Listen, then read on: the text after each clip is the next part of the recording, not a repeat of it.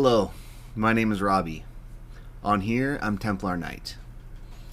Every person who believes in God but does not attend church has a reason why. But it's said that whenever two or more gather in God's name, that He is there. So this is church. Welcome. I'm glad you're here. Tonight, we are going to continue our restoration series. But before we begin, I just got to make a quick announcement, let you know that last night I was at a concert and I got way too loud and way too rowdy, and my voice is not in the best condition. So if it gets a little scratchy and hard to understand, I'm sorry, but I had a whole lot of fun, so... So, on with tonight. We'll be talking about the roll cage of your vehicle. We've been doing this series about building cars. We've been doing this series about building faith. And this week, it's time to talk about the roll cage. I know how important it is to have a roll cage built around your faith. You know, most cars, they really don't have a roll cage. They just kind of have their frame, and that protects them from most things.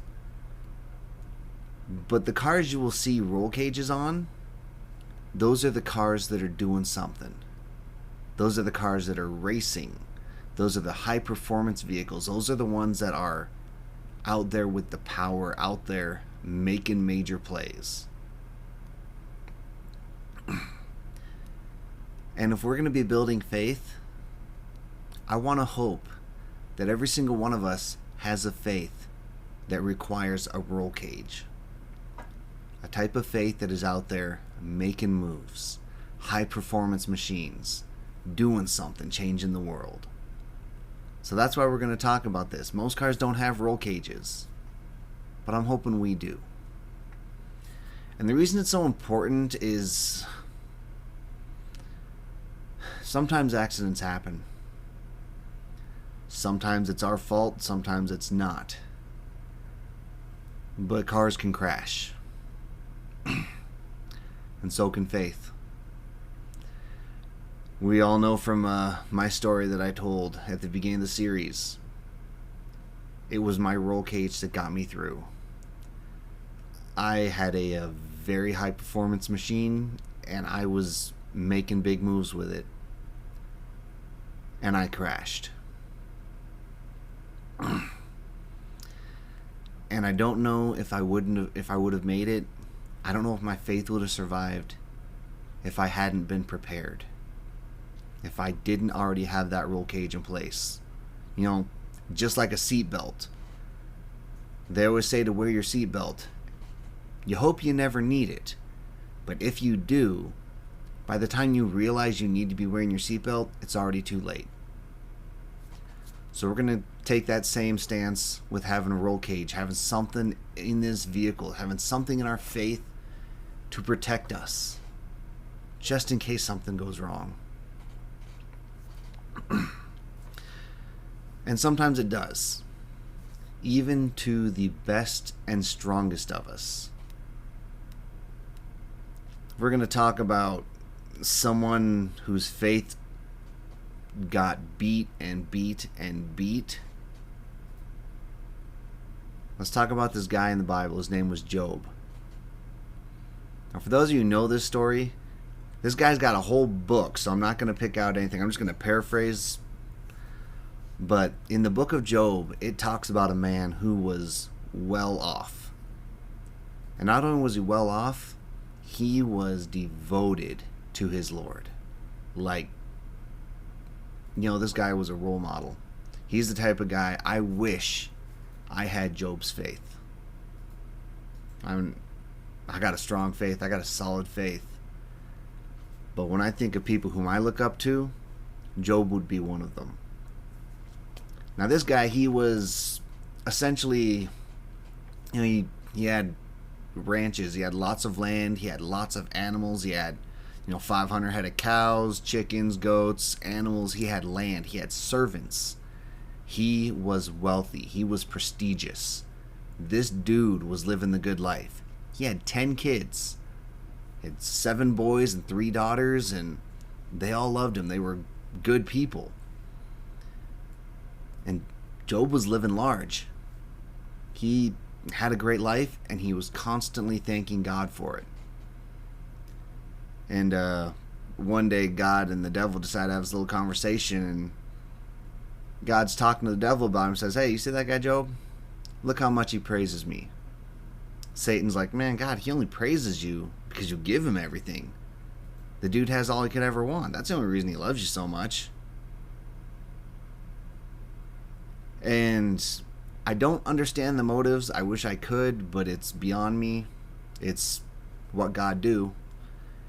And God decided to prove how strong Job's faith was. And in doing so, Job took the hit.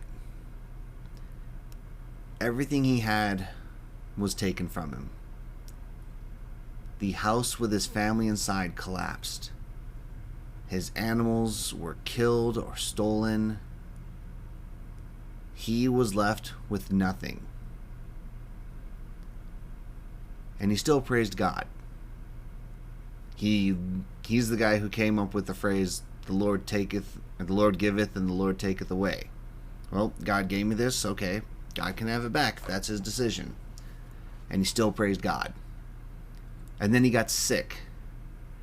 And he got like these blisters and sores. And now, mind you, this dude went from being like super prominent, like big time, living large, to living on the side of the road with weeping sores and just messed up. But through all of it, his faith never wavered, and he still praised God. Just to recap the end of the story, God paid him back in full. He got everything he had. He got his life back tenfold. He was rewarded for his faith. Now, why God did that, it's not for me to say. I don't know. But Job stood true to his faith. Now, when I say he stood true to his faith, what I mean is, for me, I've been trying to be better about it. But how many of y'all have had something bad happen? And you're just like, why? Why is this happening? And you just get frustrated, and you just got, why though? I've been frustrated with video games like that. I've been frustrated with people driving down the road. And I've had things happen in my life that have frustrated me, and had me wondering, why would God do this?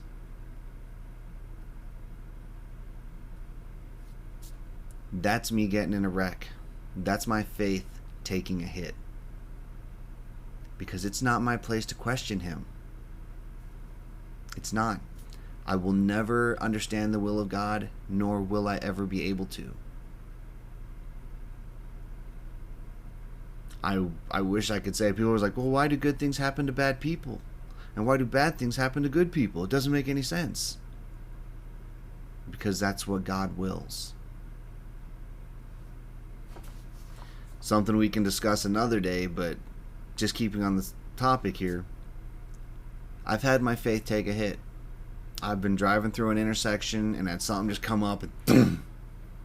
Dude, you ran a red light. Why? And just been so frustrated because it wasn't anything, I'll own it. If I do something stupid and I take a hit because of that, I'll own that. But sometimes it's not my fault.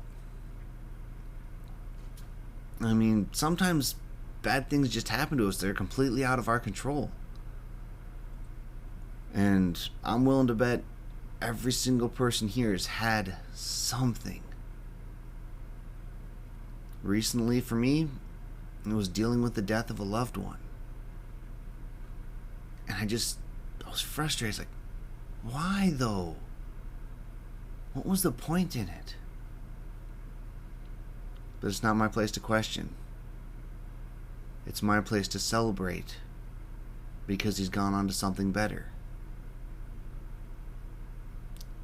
But it's hard because sometimes our faiths, we get hit. And I'm not as strong as Job was. I can't just let something bad happen to me and just be like, meh. It's God's decision. God wills it. And I wish I could. I wish I was that strong. You know, we talk about driving our faith like it's a vehicle. Man, Job was rolling in a tank. There was nothing that the devil could throw at this guy that would even impact him. He was just rolling. Ting, ting, ting. Everything came flying at this guy. Didn't faze him for a second. Now, I would love for us to get that kind of faith. I would love to have that kind of faith. But I know that I am not capable of that. So what I want to do is I want to make sure that my faith is protected. That I'm ready to take the hit when it comes. If it comes. You know, again, I hope we're never in accidents. I hope every single one of us can just be driving our faith throughout our lives, spreading God's love, and nothing comes our way. But I'd definitely rather have something safe. Have that roll cage there, have our seatbelts on, and be ready just in case that hit comes.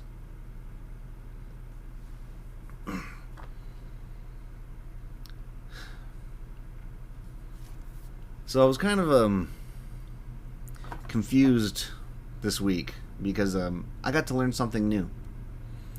I've got to learn that a phrase that I thought was true is not. Because I was ready to tell us, you know what our roll cage needs to be? We need to build our faith around that saying that God will never give us more than we can handle. Because it's such a great saying. And if you believe it and you protect yourself with it, when the bad things happen, you can just be like, okay, I'm taking some bumps here and there, but God will not give me more than I can handle, and we'll push through. And I went to go find that Bible verse because I thought, oh yeah, I gotta have a few verses for reference. And I found out that that's not in the Bible. And it rocked my world because I have used that saying for so long, just assuming it was some sort of translation. And it's not. I couldn't find it anywhere. But I realized where it came from. Because thinking that God will not give us more than we can handle, that's not true. God will give us more than we can handle. Too many people know this. There was a time in my life when I knew this. When God had put more on my plate than I could deal with. And I was suffering and I was hurt. And I'm willing to bet that everyone at some point in time in their life has had that moment when they're just like, dude, enough. I can't take anymore. Stop. I bet we've all had that moment.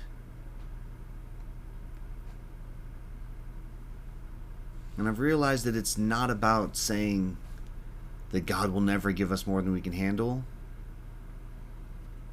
It's about saying God will never give us more than He can handle.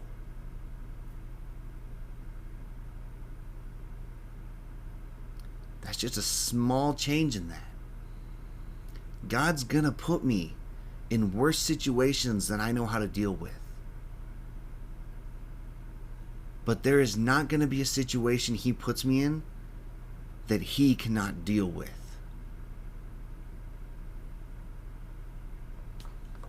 So what does this mean? This means that I need God to protect me from this. He needs to be my roll cage. His presence. I need Him to keep me safe.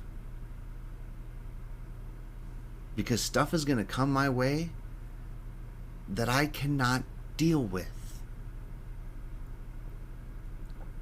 I'm going to be hit with more than I can handle.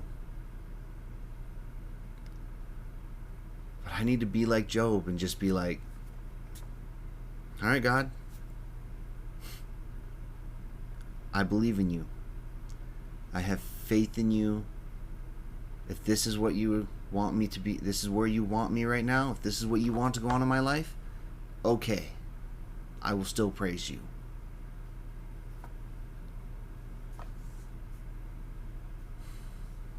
That's the kind of roll cage we need. That is what we need to do to protect our faith. We need to know that the bad times are going to come. I hope they don't. I really do. I really hope that nothing bad comes our way. But if it does, praise God. Trust Him. Because it's going to be more than you can handle. But it's not more than Him.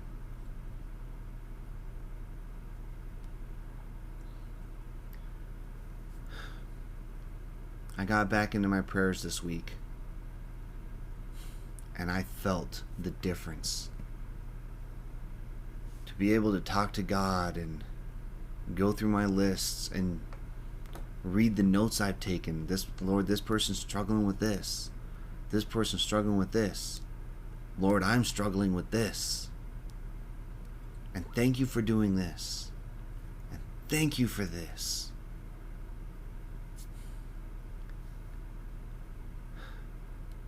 This morning I was thanking God for helping two friends find a new home. Something they're really excited about. I was thanking God for the concert I got to go through and the band and their music and what they've done. I was thanking God for two little kids who celebrated their birthdays and how happy they make their family. I got to thank God. And I realized that that's why I was so exhausted last week. I need to spend more time in prayer. I need to be with God more. And being with Him, when those hits come, I'll be ready. I will be prepared. Because I'm becoming pretty well practiced at talking to the big man. I'm getting pretty good at it. In the good and in the bad. He's there for me. And He can be there for you too. Just gotta ask.